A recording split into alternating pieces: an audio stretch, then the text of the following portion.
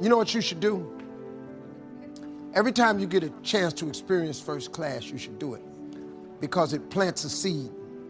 It's like the next time you buy an airplane ticket, just ask for an upgrade. Pay a little extra money, fly first class. What it does is it conditions your mind. Once you get in first class and you see how wide the seats are, and you find out why they shut that curtain, see, because they shut that curtain because they can't let you see what's going on up there. They passing out hot nuts. Everybody get a washcloth. They got a menu. You get to decide what you want. All the drinks is free. Once you sit in first class one time, the next time you get on a plane, it's very difficult to walk past them seats. And then your mind starts thinking of ways to get back to first class. And guess what? That's what you start attracting to your life. And you start behaving and producing stuff to get you back into first class. That's how you move up. You just, like buy you one really expensive outfit. Just see how it fits. That shit is high for a reason. Don't think they down there just putting prices on. Buy a really expensive pair of shoes, ladies. Buy a really expensive purse one time.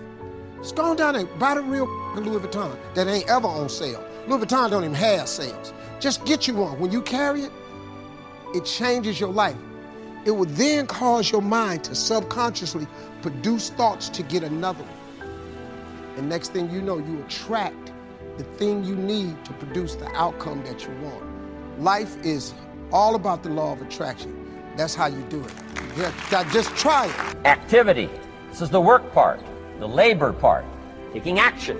The activity is the miracle working piece. A miracle being something we don't quite understand how it works. Doesn't mean it doesn't work. It means we just don't quite understand how it works. Miracles work. God says. Now, I'm an amateur on God, but here's my best analysis. God says, if you'll plant the seed, I'll make the tree. Now, that's a good arrangement.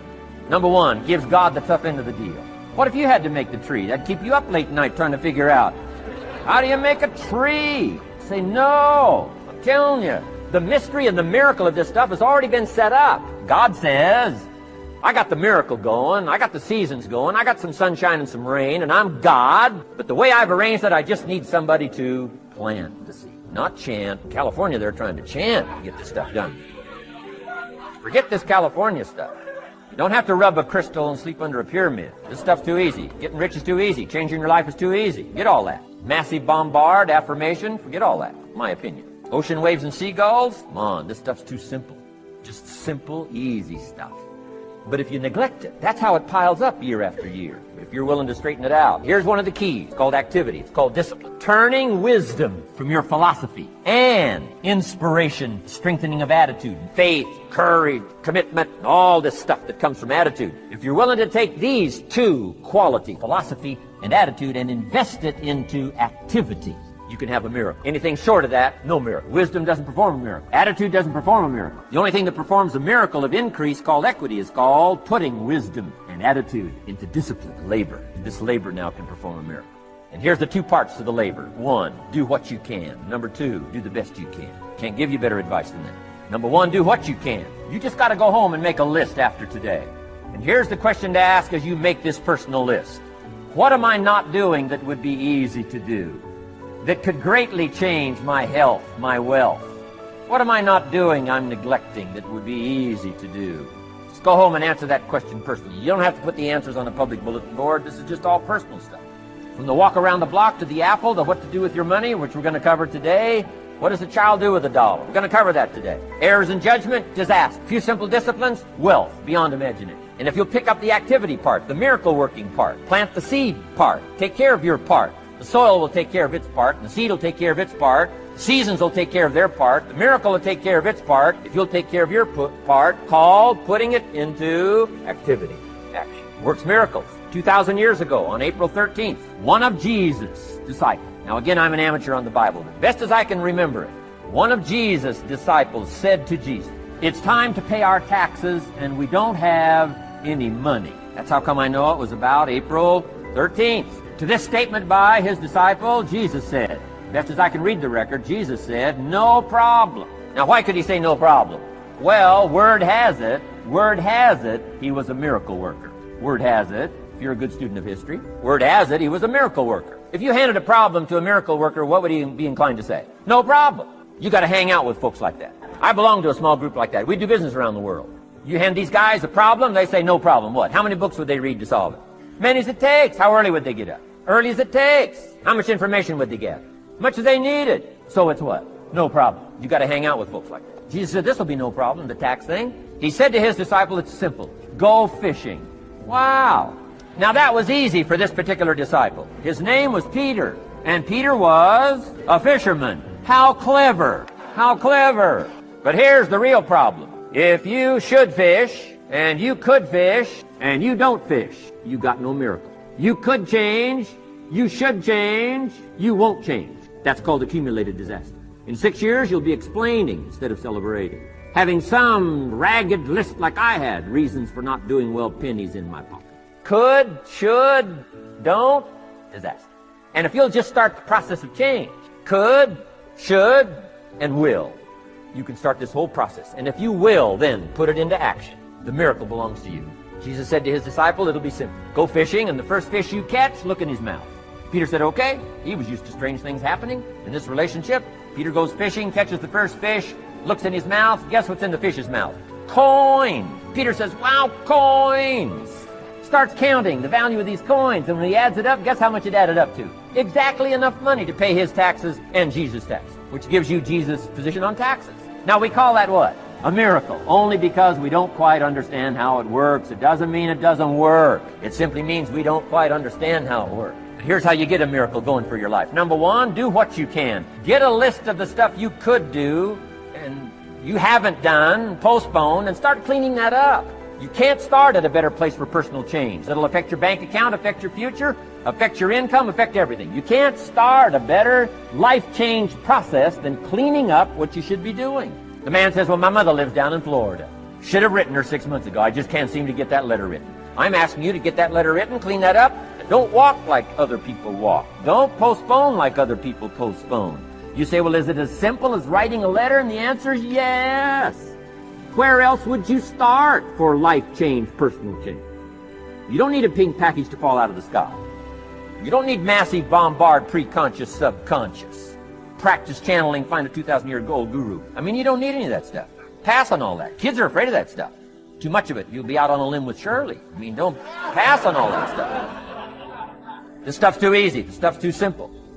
It's called take action, number one, on neglect, on errors, in discipline. Number two, start setting up some disciplines.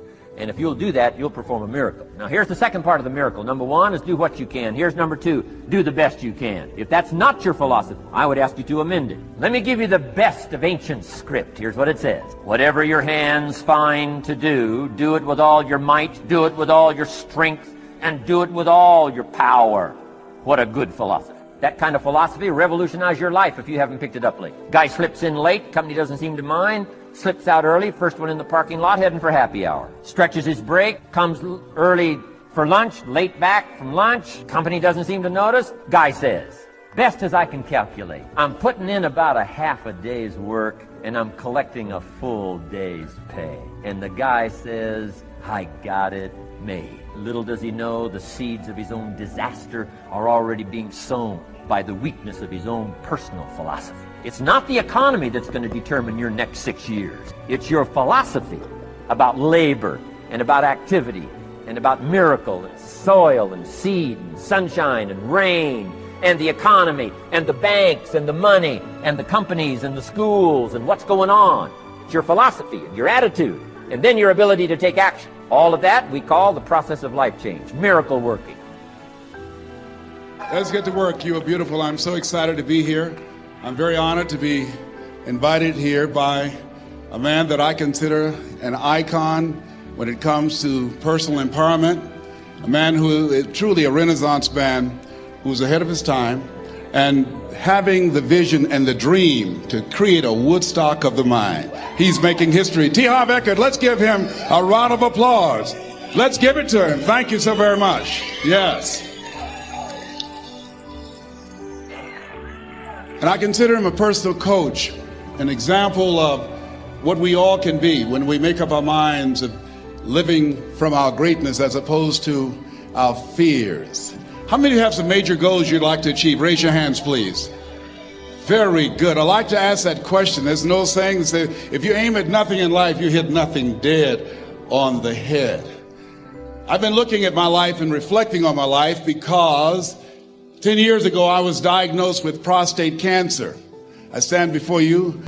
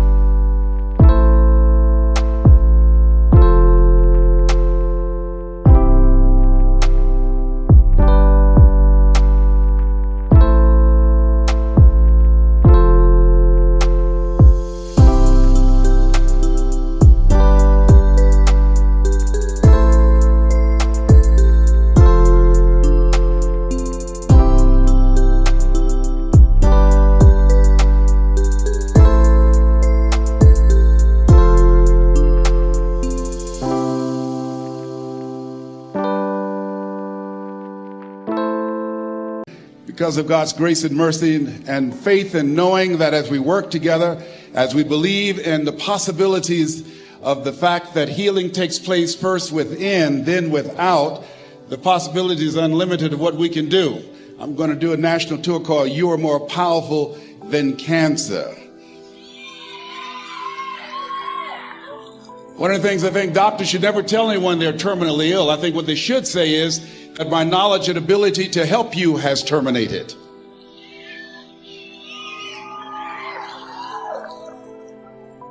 My PSA 10 years ago was 110. As I stand before you, it's 270. 1 to 4 men, you know, that's normal. And PSA stands for prostate specific antigen, but to me, PSA stands for positively staying alive.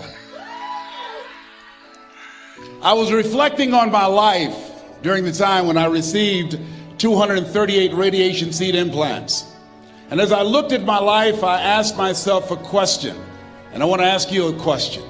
How many of you know if you had your life to live over again, you could have done more than what you've done thus far? Raise your hands, please.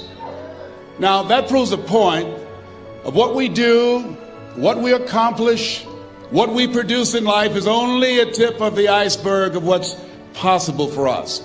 I want you to think about some major goal that gives your life a sense of meaning right now. And as you're thinking about that, I want you to shake someone's hand on your right and your left and around you. Look them in the eyes and say with conviction, you have something special. Do that quickly now, please. Tell them you have something special. Yes. So now, I want you to join me right now. I want you to think about some major goal that you'd like to achieve. Something that gives your life a sense of meaning. Something that will give your life a sense of purpose and direction. You know, I'm always looking for new ways to explain the power of the 5-second rule and the power of 5-second decisions.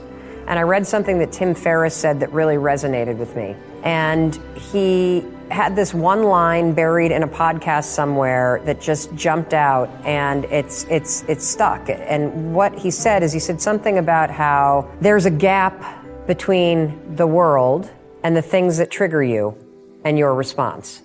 You can increase your productivity and move closer towards your goals just by managing what you are doing and when you are doing it. So why then do people choose to kill time? This is quite literally letting time pass you by instead of taking advantage of it. Killing time is a vicious cycle. What starts as a short break, browsing online, can turn into hours waiting.